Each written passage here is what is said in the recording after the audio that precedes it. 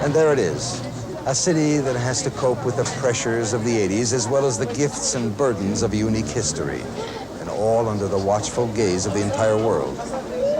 And therein lies the dilemma. How does one preserve and honor the spirit of the past, the legacy of time, while at the same time moving into the 21st century? I'm Irving Kaplan, broadcaster and writer. In this film, I'd like you to join me in taking a closer look at Jerusalem and seeing some of the challenges and dilemmas of this city, as well as some of the solutions.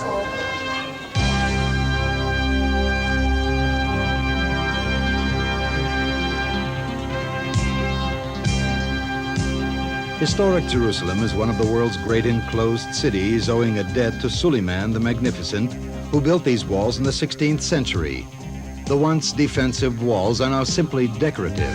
They enclose an area with some of the world's most precious and sacred religious sites.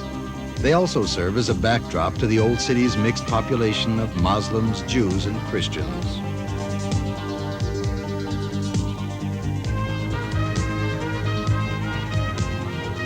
Suleiman's chief pride was the Damascus Gate.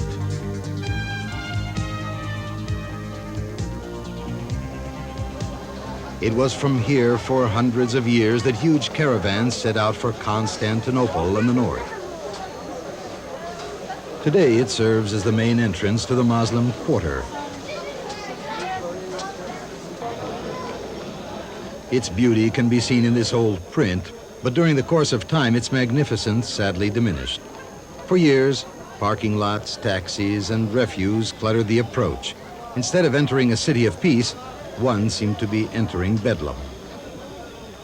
In the late 70s, architects Eunice Figueiredo and Peter Bugad were asked to renovate the dilapidated areas around the entrance and the plaza.